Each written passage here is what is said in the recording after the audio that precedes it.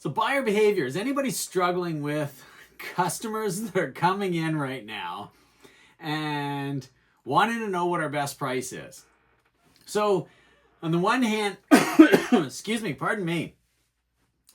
On the one hand, our advertisements are reading, get in now while pricing is tariff free or somewhere along those lines, or not influenced by the tariff pricing, either in Canada or the US. And those are the only two markets that I worry about. I'm right here in North America with all of you. So I'm sharing with you what works here in North America.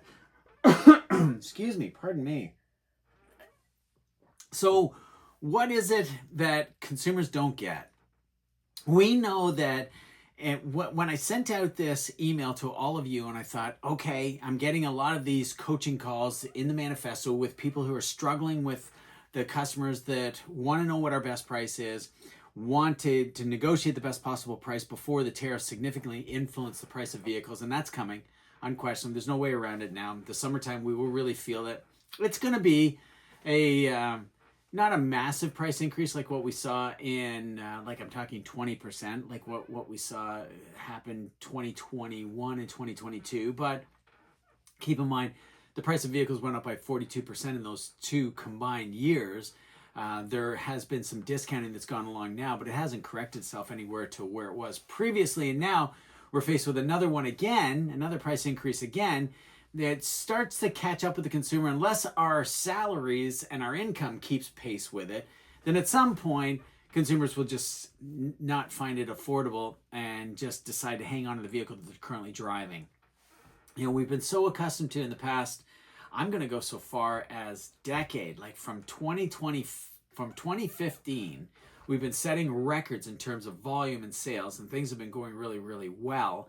It's unfortunate that we have to go through these market anomalies with the tariffs that have been imposed by both countries, trying to determine what is the best way to protect both countries' economies based on the products that we both enjoy and manufacture both sides of the border in a combined effort to get it to final production. It catches up with the consumer that I just can't keep paying more when my income isn't climbing at the same rate. So how do we help the customer right now that is saying, okay, what's the best price? When's the best time to buy? What if I wait? What will happen in new car model announcement in the fall? What is going to be new car model announcement? What's coming down the pipe? And the bottom line is that when somebody reaches out to you to purchase, they're a buyer. They're ready to do this now. They're not looking for it in a day or a week or a month or a year's time. They're ready right now in this nanosecond because something drove them into the dealership. They woke up this morning and they said to themselves, today is the day. Now is the time that I want to do this. And this could be Saturday on their day off. This could be their day off during the week, whenever that is. This could be driving home from completing their workday wherever it is. This could be their evening when they decide, okay, let's go out and have a look at automobiles. And while I know our conscious mind says, let's go out and have a look at automobiles, the subconscious mind is saying, let's get on with this. You've been thinking, talking, researching in the marketplace for more than 6 months. Google tells us, don't take Bill Harvey's word for it at the Auto Sales Academy and the Auto Dealership Academy on LinkedIn and on YouTube. Google specifically tracks this information. I mean, they track a myriad of statistics all the way down to the pixel count of your screen. But the bottom line is they know when a shopper is ready to buy. And so you can capitalize on their knowledge of how much time they have spent, screen time. That's all that Google knows that the people are doing. By the time they walk into the dealership, they're so ready to go. Don't forget, there's a step between the research phase on Google and getting to you. And when I say get to you, I mean an email or a telephone call or a personal visit. By the time they reach you, they have seen that vehicle in a non-confrontational situation where they are not allowed to buy it. Meaning it's in a parking lot and they saw somebody with the very same model that they would like to own and that other individual's driving it. And maybe they're looking for a little bit of feedback from them. Maybe they're looking for an opportunity to drive it where they cannot buy it, where a salesperson can't sell it to. And in that particular case, I would say it's a family member that owns that vehicle that this individual is considering, or it is a neighbor or a coworker. The point that I really want to drive home, and the reason why average, ordinary automobile salespeople, and I'm not saying you are average or ordinary, but you may not believe that every shopper is a buyer. That is because when the customer comes down to making the final decision, they don't make the decision that you want them to make. And that happens because of your communication style. And so what I discovered years ago when I had one horrible month, when I blamed everything but myself, I blamed my owner, the owner of the dealership, I blamed my manager that I worked for, I blamed the training that they got me, I blamed the training that I got for free, I blamed the education that I received. They didn't teach me this in school. And remember, I have an automotive degree from Northwood University, the car school of the world, next to the Automotive Business School in Canada, of which I am an adjunct professor of study there, part-time professor there too, teaching this stuff. When I realized that the help that I was looking for was right on the end of my arm, that just as Anthony Robbins says, everything is that you need is within you right now, I had that too. What I recognized was, yes, there aren't any more leads coming in the showroom doors. We didn't have email at the time. The telephone wasn't ringing off the hook. And yet the bank didn't take my excuses on deposit. They didn't give me a break. My landlord didn't give me a break on paying rent. My cell phone company, and at that time it was $1 a minute for cell phone, right? We were carrying around those bricks, those Motorola bricks for the walkie-talkie mobile, not to mention the bag phone that sat in the car. I'm really dating myself now. But the bottom line is, it comes down to our communication strategy.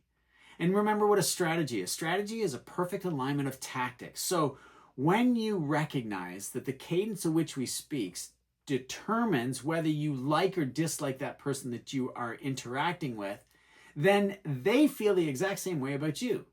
It's what Spencer Johnson wrote about in his wonderful book, The 1 Minute Salesperson, right? The 1 Minute Salesperson does so well because they don't spend a lot of time on activities, and they don't expend a lot of energy on things that don't create high results. So their effort is down here and their results are up here, and that's a balance beam. And that's how you always want to work it, so that you're putting in the least amount of effort for the highest level of reward. If you're putting in an enormous amount of effort for very little reward, as I did, trying to remember the tricky talk tracks, trying to figure out slimy ways to get people to say yes, trying to hammer deals together with false scarcity and leveraging urgency unnecessarily, all of which creates a commission breath. People don't like that. All you need to do is listen twice as much as you talk. And what you're listening for, and the only way to properly listen, is to ask an open-ended question. I can remember vividly in a coaching call, excuse me, pardon me. I don't know why I got this frog in my throat. It's race season, so it was race night last night, mountain bike racing. And so maybe it's just dryness and the heat. And anyhow, on the coaching call, what the question was, why do I need to ask open-ended questions, Bill? And not so much what is an open-ended question. I think we've all probably been through some kind of sales presentation, if anything, an ad hoc 2-minute opportunity that maybe the high achiever at your store, even the lower achiever, the struggler, said, you want to ask open-ended questions, get people talking, hear what they have to say, and then try to chameleon and morph to that. Wow, like without any enthusiasm and excitement, they just gave you $10,000 worth of training. That's amazing. And put a little enthusiasm behind it. Like, listen twice as much as you talk. Find out what they're looking for. All you need to do is deliver on that. And then mirror and match the energy level.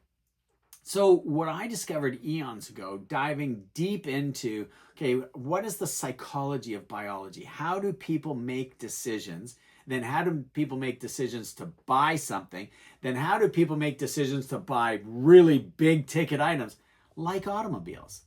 And so I came away with some good information, albeit there was a ton to sift through and decipher. but the one that resonated the most. And then, of course, you've got to take all that information and put it into practice, right? It's pointless me being here teaching in front of you. You know, here's something you could try, or here's a theory that I dreamt up in the shower when I was getting out of it this morning, and maybe it'll work, maybe it won't. If anybody prefaced their dialogue and dissertation or lecture with maybe it will, maybe it won't, stop right there, leave, get out of that room, quit listening to them, quit watching the video. If they don't believe that their material is any good and is effective to get you results anyway, then what's the point of you taking their idea and trying to implement it? All you could do is screw up a perfectly good deal that if you practice my biology of communication trance, you can have the same effect. So what I discovered was that the cadence in which we speak actually gets processed by the subconscious mind. And the best part about it being in the subconscious mind is that the subconscious mind processes all the decisions. The conscious mind receives the messaging, and we are bombarded with an enormous amount of messages on a daily basis, and social media unquestionably did not make it easier, as they will attempt to pontificate that they did by refining your interest level and only delivering based on the things that are interest to you. It just went to an exponential level, and there's just too much information being delivered to our conscious mind on a routine basis, and it's creating some dilemma and challenges for people. I think it's creating some depression as well. Regardless, the point being that the communication that gets delivered to you must be appealing. And that goes back to Dale Carnegie's magnificent book, written eons ago now, How to Win Friends and Influence People. Those fundamentals of communication, albeit he didn't write it in the same capacity, but as you can imagine, I read it several times and really tried to understand it, to implement it into my own automobile sales career, then manage people on the team, then own the dealership. And that helped me pay off the dealership in less than 8 months, which was unheard of. But I was motivated, driven, and I had this system. More than my motivation system, more than my motivation drive, was the system. The system did it. The system was perfect. I'd refined it. I'd made the mistakes. I tried all that other stuff. That's why I say to you, don't ever try anything that somebody says, this could work, it may not work. Because that simply means they haven't tried it, haven't tested it, refined it, have no idea whether it will or it won't work, and are not convinced that it will. But here's the really fascinating part with that statement. They'll take all the credit for it in the end. If it does work for you and you let them know, hey, that tactic worked for me, they're like, I told you it would. It's like, no, you didn't. So technically, it is your tactic. You want a collection of those tactics that are all perfectly aligned, harmoniously working together to achieve the same goal all together. And that same goal is to sell 10, 20, or 30 vehicles per month. Here's the thing, with predictable consistency. So when you ask open-ended questions on a predictable, consistent basis, so the customer is anticipating that you are going to ask this question. That's what makes it predictable. You ask the question that works, that opens dialogue, gets people talking. That's the consistency. You've tested it and it does work. And now your open-ended question is not only good dialogue, but you want that in the direction of where you want to go. Spencer Johnson, see the customer getting what they want so you can see yourself getting what you want. The customer purchases the automobile, you see the taillights going down the road and the windshield killing bugs. So what I find is great.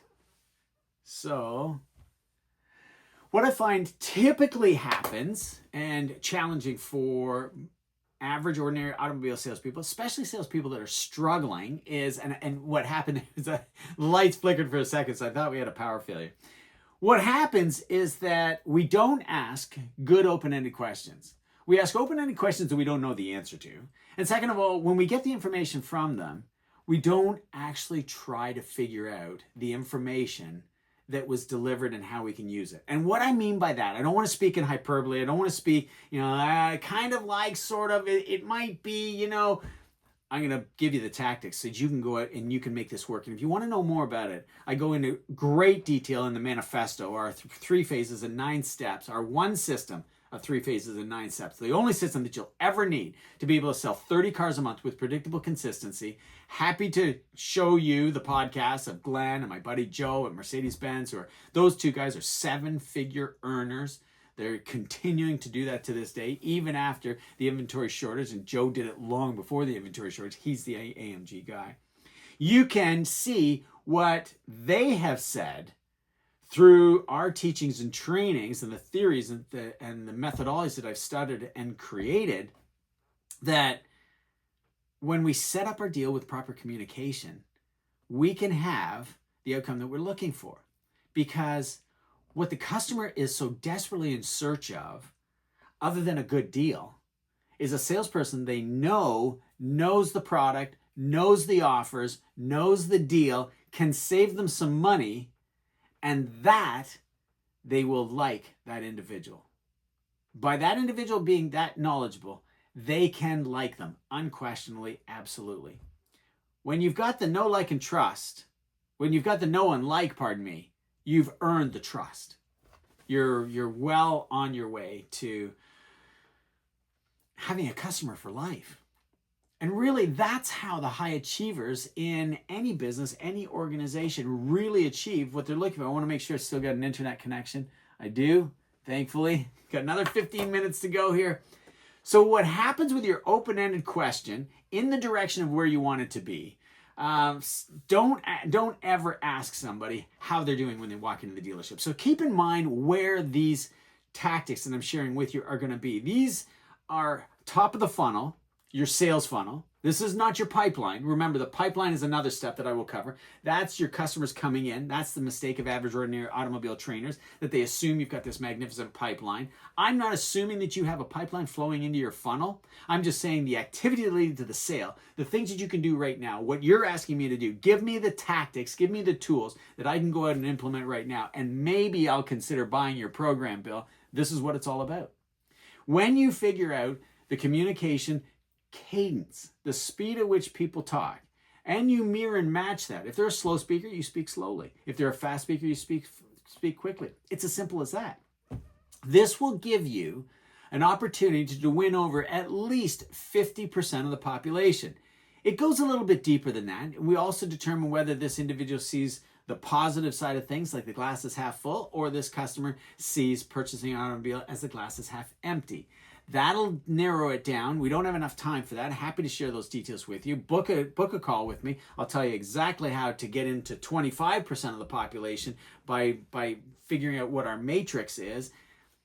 However, the most important thing that you need to get to is determining the cadence of their speech.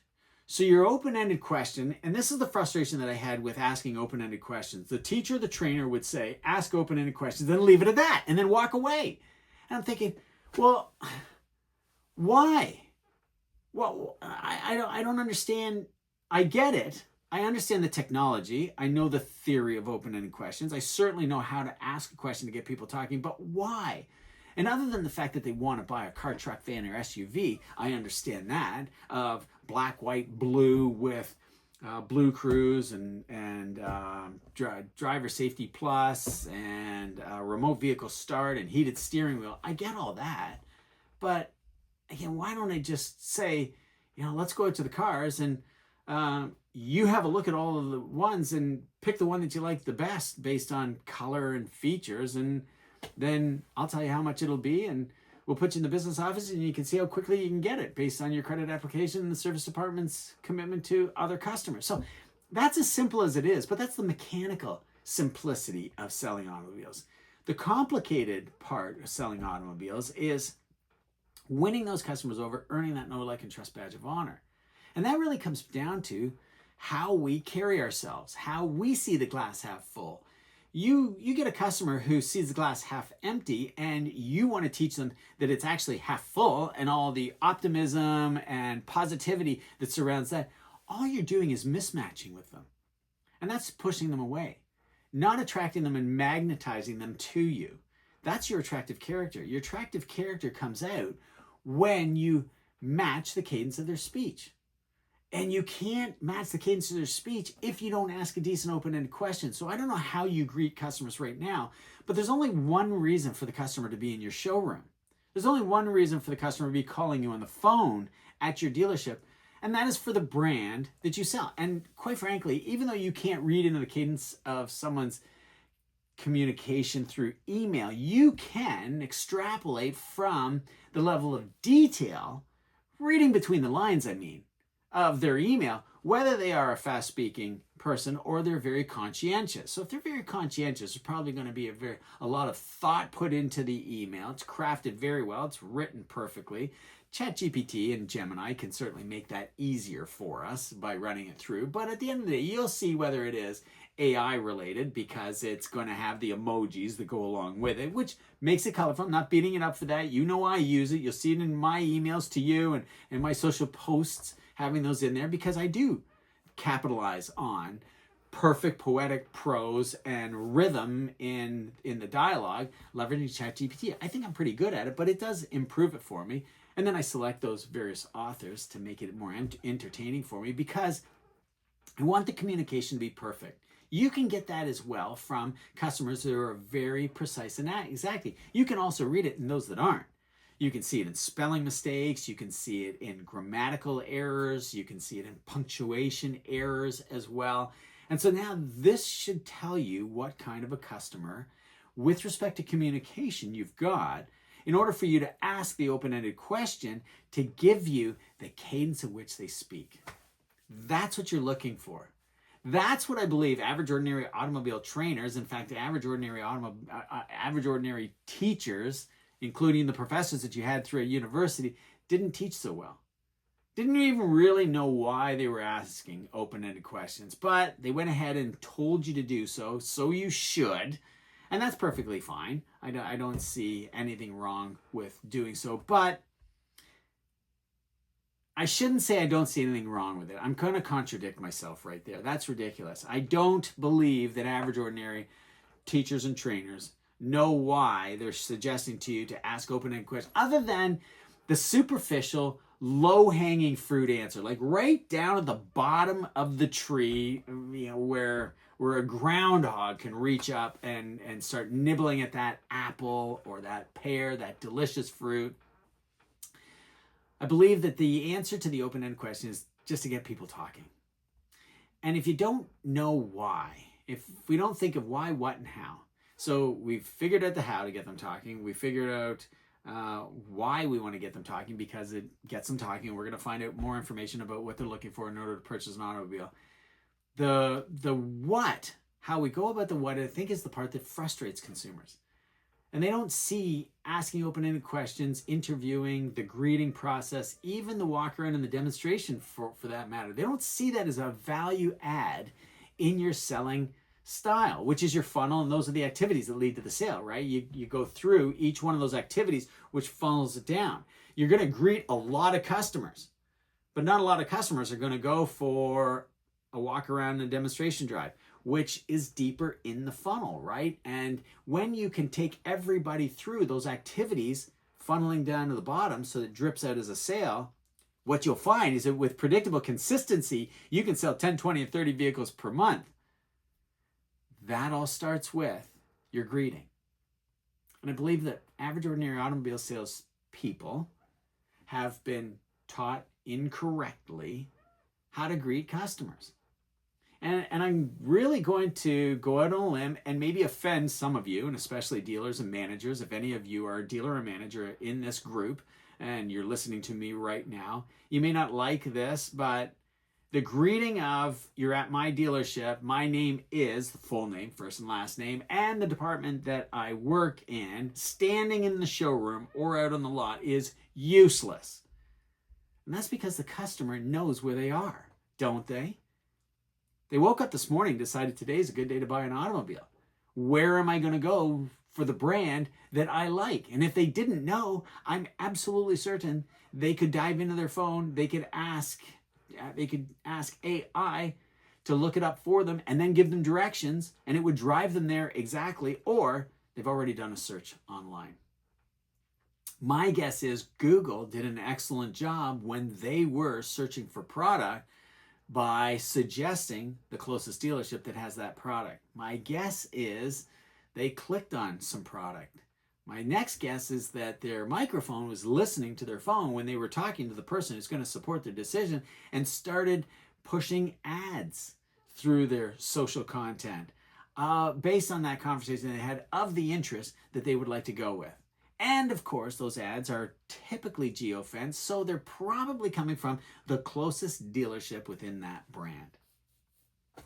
I am at a loss for anyone who doesn't believe that our handies that we love so much, and I just purchased the iPhone 16. I know the 17 is coming out. I'll have a look at that. I'm sure one of my kids can benefit by taking my 16 that I just got. I'm a little disappointed in it. I'm disappointed because I came out of a 15, I've gone to the 16, and I really don't see a difference. Other than the zoom button to the camera on the one side of the phone now, I don't see a magnificent difference to step up at the price difference from what I could get on a trade-in. And I didn't trade my phone in. I gave my phone to my daughter because she had an older phone, and that's how I justify the purchase. Staying abreast of the technology, that's the most important thing. What I want to do, I want to have the latest and greatest so I can deliver these videos for you extremely well. But on the other side of the equation, I'm also an entrepreneur. And if I don't see any value to moving up and on, then I would not capitalize on purchasing that product. Unless, of course, mine was broken or my phone was inoperable or it was not performing to the level and consistency that the new one will perform it. Because for me, it is a tool, as I'm sure it is a tool for you. Therefore, I don't believe anybody that is considering purchasing an automobile goes to the extent of turning their microphone off on all the apps that they use so that the phone is never ever listening.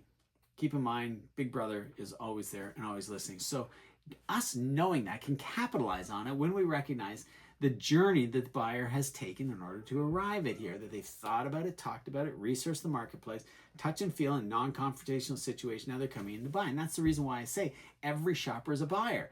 Not to mention, if you don't sell them the product that you've got, then they will buy the trade-in that they told you they would like to get rid of. And by buy it, I mean they continue to buy it. They continue to make the monthly payments on it. And even if the monthly payments have been cleared and they've paid that loan off, and good for them, you must congratulate them on doing so. I think a lot of average, ordinary automobile salespeople, that glazes over them. They're like, oh, it's paid off. Okay, good. So you don't owe any money on it. Like, no, that's not how you talk to them whatsoever at all. You congratulate them. Good for you. Wow. That must have been a real sacrifice. Here's an open-ended question. How does it feel now driving an automobile without any payments? They go, well, it feels really good. You don't have to worry about monthly payments and your income and all of that. Okay, great. Now you got to qualify them moving forward to the new one, because are they going to be able to pay cash for the difference on the new vehicle? And maybe they can. And we're in the age of retirement, so a lot of people are going to be thinking that I'll buy this one new dream vehicle and it'll last me a number of years, and then I'll get rid of it and I'll buy something more conservative again, and then I'll never drive anymore.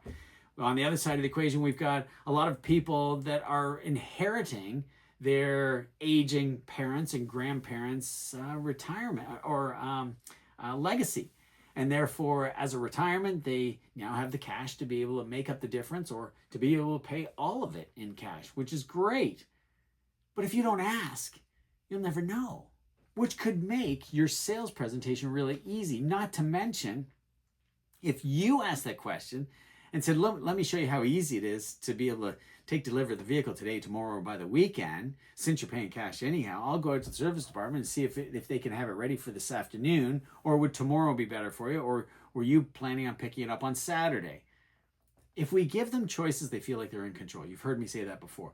Second part of the equation is when we mirror and match the cadence of their speech, that message goes deep to their subconscious, and subconscious mind says, finally, this is so great. We can end the shopping, the endless driving and listening to presentation being forced through somebody's sales process, right? That's why I call mine the activities. I just give you activities that lead to the sale. If the customer wants to start with a trade appraisal, we can. I can show you through a cellular map exactly how you start there, and then you come back to the interview and you do a walk around or a demonstration drive in order to arrive at the purchase consultation, which is to find out if they need to go into the business office to do a credit application, or if we need to talk to the service department to find out if we can do a spot delivery. The point is, when we get the customer opening up, we ask the right questions, create consistent dialogue with a greeting that is better than, "Hi, how are you?" or "Welcome to our dealership. My name is," and you are in this department. I use the quotations in a funnel format. Where's the question in that? What do customers have anything to talk about? Why would they say that's great, this isn't, I don't know what to do, I don't know what to say? You made 3 statements. And do you fully expect them to say, well, I've come in to see and drive a particular model? I mean, that's the perfect customer. That's only going to happen because the cadence of your speech is exactly like theirs. That's the laydown. That individual's information goes directly to their subconscious, and they love you for it. But for the majority of customers, and this is the reason why it takes you 10 customers to sell 1 or 2 vehicles. It takes 10 to sell 1 or 2.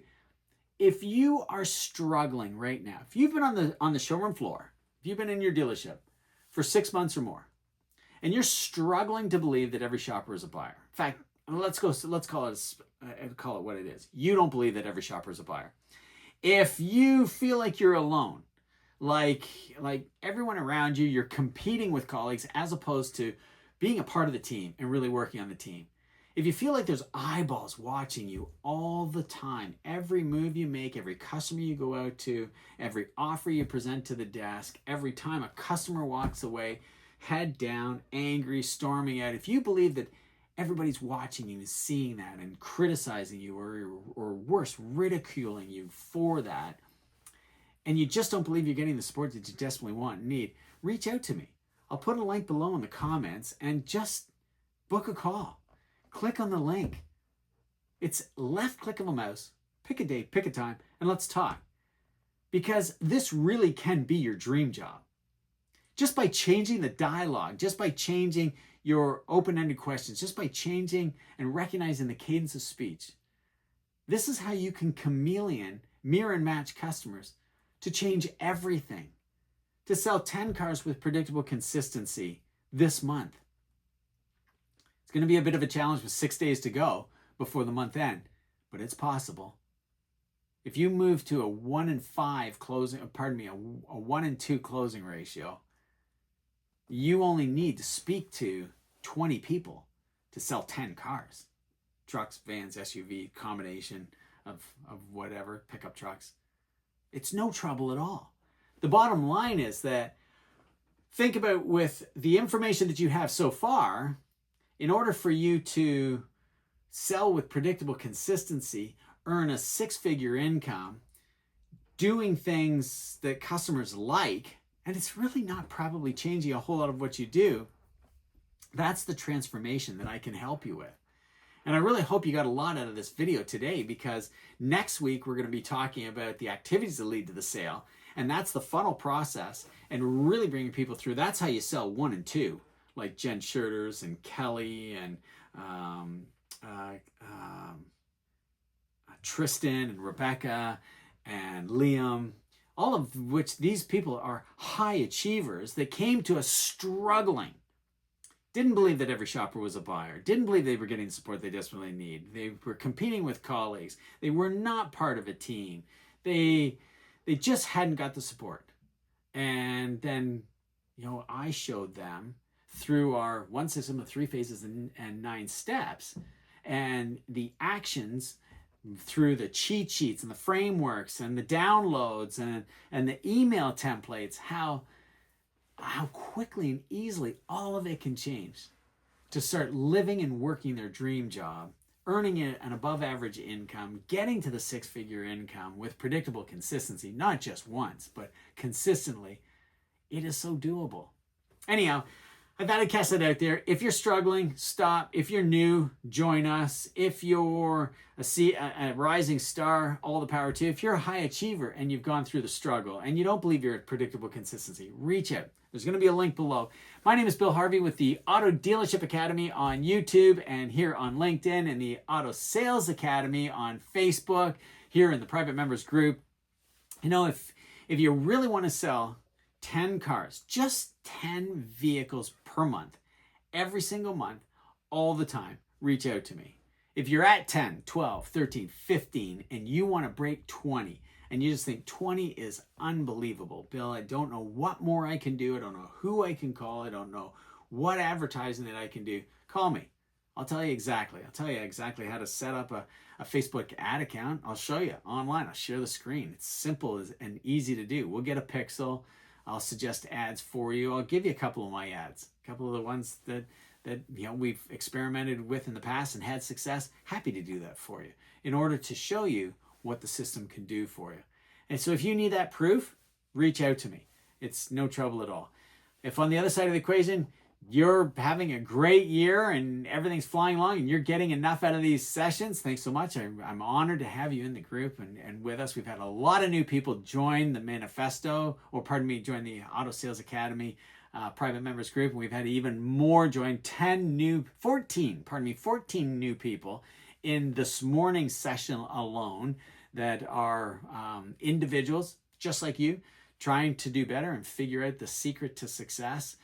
They were sold last week, which is great. And I guess there are some challenges. Unquestionably, the tariffs are going to create those for us. The economy is going to create that for us.